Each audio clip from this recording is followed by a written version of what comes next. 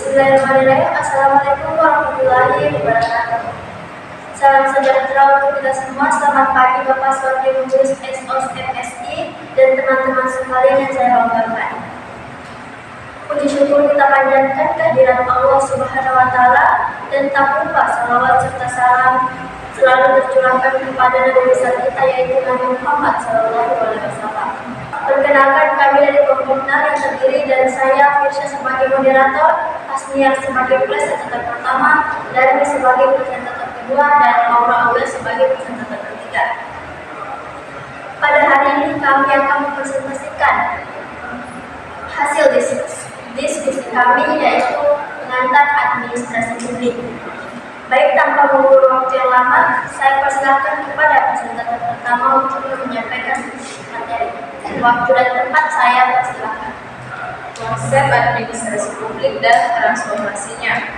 Konsep administrasi publik dan transformasinya berwujud pada serangkaian kegiatan dan proses yang dilakukan oleh pemerintah atau lembaga publik untuk mengelola sumber daya, menyusun kebijakan, serta menyelenggarakan pelayanan kepada masyarakat.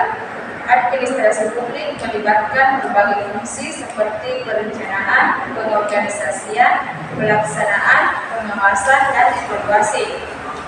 Tujuannya adalah untuk memastikan penyelenggaraan pemerintahan yang efektif, efisien, dan responsif terhadap kebutuhan masyarakat. Dan juga berwujud pada perubahan mendasar dalam paradigma, pendekatan, dan praktik yang digunakan dalam administrasi publik. Transformasi ini diperlukan sebagai respon terhadap perubahan lingkungan yang sosial, ekonomi, teknologi, dan politik yang terus berkembang. Transformasi administrasi publik mendorong adopsi, inovasi, dan adaptasi untuk memastikan bahwa pelayanan publik tetap relevan, efektif, dan efisien. Baik, materi selanjutnya akan disampaikan oleh presenter kedua. Baik, adapun fungsi administrasi publik. Yang pertama, fungsi perencanaan. Fungsi perencanaan merupakan proses awal yang sangat penting dalam administrasi publik.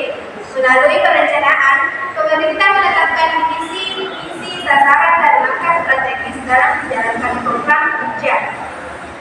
Perencanaan yang baik akan menentukan efektivitas kebijakan publik yang dijalankan. Yang kedua, fungsi pengorganisasian. Fungsi pengorganisasian diperlukan untuk menyusun struktur kerja dan hubungan antar unit dalam birokrasi publik. Pengorganisasian mencakup berbagai tugas, pelimpahan wewenang, dan koordinasi antar bagian agar pelaksanaan program berjalan secara sistematis. Yang ketiga, fungsi pelaksanaan atau pergerakan, yaitu tahap di mana rencana yang telah disusun dan organisasi yang telah dibentuk mulai dijalankan. Dalam pelaksanaannya, fungsi ini menuntut kepemimpinan, motivasi, dan komunikasi yang efektif untuk memastikan bahwa aparatur publik menjalankan tugas dengan profesionalisme. Dan yang terakhir, fungsi pengawasan menjadi elemen penting dalam menjamin akuntabilitas dan kinerja dalam administrasi publik. Pengawasan atau controlling mencakup kegiatan pemantauan, evaluasi, dan tindakan korektif terhadap pelaksanaan program kerja. Materi selanjutnya akan disampaikan oleh Maura Aulia. Materi yang ketiga yaitu etika administrasi publik dalam mewujudkan good governance di Indonesia. Good governance merupakan kebutuhan mutlak mayoritas rakyat demi terwujudnya suatu sistem politik pemerintahan yang lebih berpihak kepada kepentingan rakyat sesuai dengan prinsip-prinsip demokrasi secara universal. Hal ini dapat pula menjadi faktor pendorong terwujudnya political governance yang menghendaki bahwa berbagai proses pemerintahan, baik itu dari segi proses perumusan kebijakan publik, penyelenggaraan pembangunan, pelaksanaan birokrasi publik pemerintahan agar berjalan secara transparan, efektif, dan efisien untuk meningkatkan kesejahteraan rakyat. Etika sangatlah diperlukan dalam administrasi publik.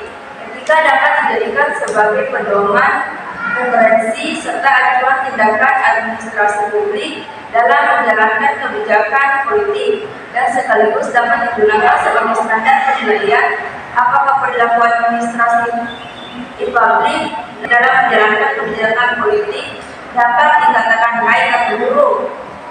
Karena administrasi publik bukan saja berkaitan dengan masalah pelaksanaan kebijakan publik saja, melainkan berkaitan juga dengan keadilan sosial hingga menjadi salah satu penentu tercapainya good governance. Baik, kita sudah mendengarkan penjelasan tentang materi pengacara administrasi publik. Agar pengetahuan kita tidak cukup sampai di sini, saya membuka sesi diskusi di mana teman-teman bisa mengajukan pertanyaan, menyanggah serta memberikan tanggapan terkait materi tersebut. Kepada teman-teman saya persilakan. Jelaskan tantangan administrasi publik di Indonesia saat ini. Baik, terima kasih atas pertanyaannya. Langsung saja akan dijawab oleh Hasnian. Baik, pertanyaannya yaitu jelaskan tantangan administrasi publik di Indonesia saat ini. Jawabannya adalah administrasi publik di Indonesia menghadapi berbagai tantangan seperti birokrasi yang masih berbelit-belit, rendahnya kualitas pelayanan publik, serta praktik korupsi yang belum sepenuhnya teratasi.